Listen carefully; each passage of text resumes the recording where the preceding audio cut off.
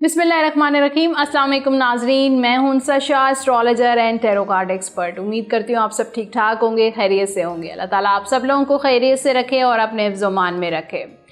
Aquarius की बात करते हैं, जिनका बुर्ज दिल्लू है और ज़ोडिक साइन या सन साइन या स्टार एक्वेरियस है, उनका आने वाला हफ्ता कैसा रहेगा 8 मई टिल 14 मई 2023 में क्या सिचुएशन होगी एक्वेरियस वालों के लिए। एस्ट्रोलॉजी, टैरो कार्ड, बहुत कुछ है। वीडियो को एंड तक ज़रूर देखिए। चैनल जिन लोगों ने सब्सक्राइब नहीं किया वो जल्दी से चैनल सब्सक्राइब कर दें, बेल आइकॉन को प्रेस कर दें और कमेंट बॉक्स में अपना फीडबैक ज़रूर दीजिएगा।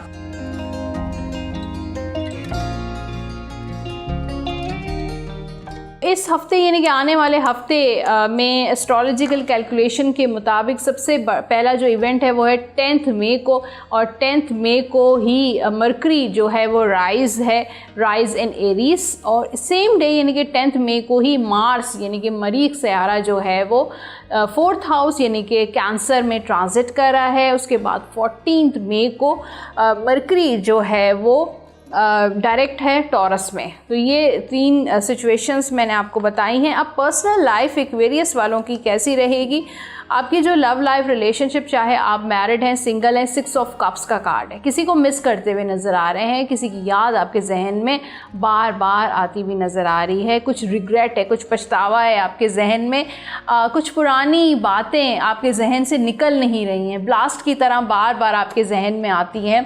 किसी दोस्त को याद करते हुए नज़र आ रहे हैं, हो सकता है आपका लॉन्ग डिस्टेंस रिलेशनशिप हो सकता है उनको मिस करते हुए नज़र आ रहे हैं, और सैड एनर्जी नज़र आ रही है, कुछ दुख, कुछ अफसोस है।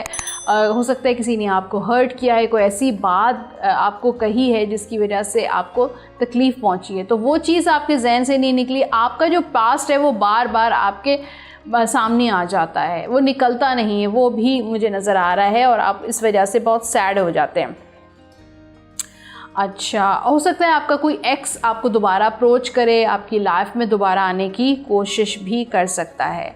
आपके माइंड में ऐसी बातें बार बार आती हैं कि काश अगर मैं ये ना करता तो ये हो जाता, ये ना करता तो ये हो जाता। इस तरह की सिचुएशन, ये रिग्रेट्स आपको हैं और पास से आपको निकलना पड़ेगा, वरना ये बार बार आपको सैड करता रहेगा, आपको हर्ट करता रहेगा।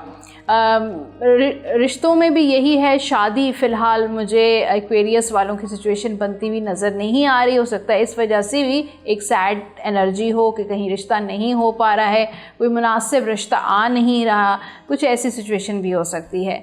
करियर और फाइनेंस, 5 ऑफ पेंटिकल्स जजमेंट का कार्ड है, तो करियर में भी थोड़े लॉस नज़र आ रहे हैं, काम में दिल नहीं लग रहा है, और उसके अलावा आपको कोई लॉस भी हो सकता है, कोई नुकसान का भी मुझे अंदेशा नज़र आ रहा है। तो केयर कीजिए, कब जहाँ पे भी आप पब्लिक डीलिंग कर रहे हैं, फाइनेंशियल डीलिंग कर रहे हैं, इन्वेस्टमेंट कर रहे हैं, पैसा लगा रहे हैं, कोई प्रॉपर्टी ले रहे हैं या बेच रहे हैं, तो आपने बहुत केयरफुल रहना है, अदरवाइज़ आपको कोई नुकसान भी पहुँच सकता है।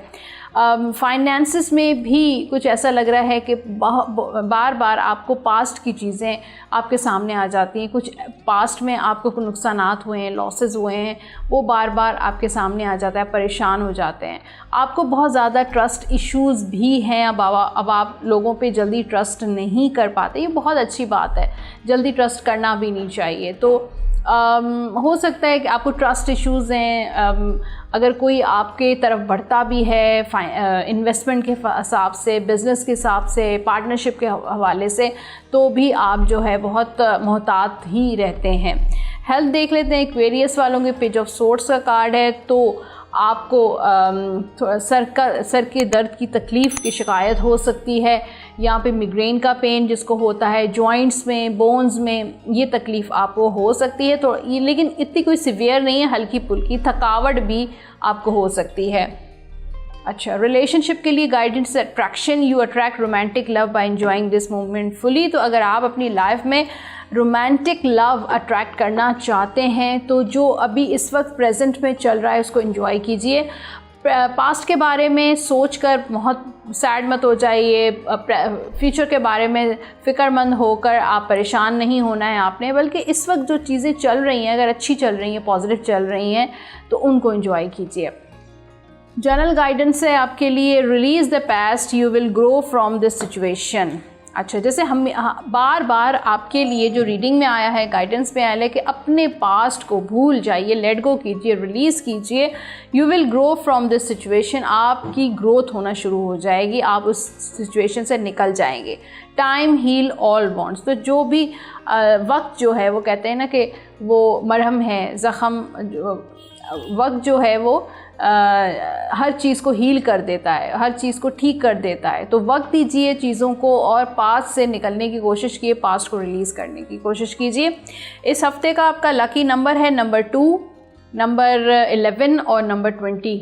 ये 3 नंबर्स होंगे आपके लकी नंबर्स। और आपने विर्द करना है या करीमों का अव्वल आखिर दुरूद शरीफ के साथ 101 मरतबा रोज़ाना बावज़ू होकर किसी भी वक्त आप ये विर्द कर सकते हैं, या करीमों 101 टाइम्स। और इसके साथ आपने येलो यानी कि पीला रंग या जर्द रंग की चीज़ों का सदका देना है, जैसे मूंग की दाल हो गई, चने की दाल, पीला कपड़ा हो गया, हल्दी, ये चीज़, कोई फल, कोई सब्ज़ी भी आप सदक़े के तौर पर दे सकते हैं।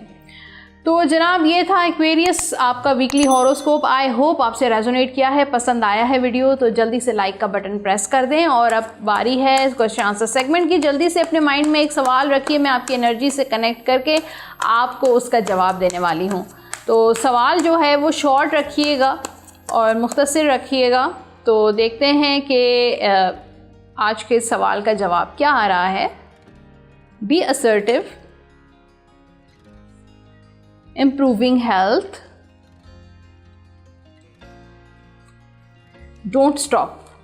तो थोड़ी सी क्लियर नहीं हो रही थी चीज़ें, इसलिए मैंने 3 कार्ड्स निकाले हैं आपके लिए, ताकि आपको जो है बिल्कुल सही गाइडेंस मिल सके। आपको पॉजिटिव रहना है और उसके साथ साथ अपनी हेल्थ का ख्याल रखना है, हेल्थ को जो फोकस करना है, हेल्दी फूड लेना है, अपनी जो डेली रूटीन है उसको भी सेट रखना है और स्टॉप नहीं करना है। आपने एक्शन लेना है, काम करते रहना है, अपनी कोशिश जो है वो जारी रखना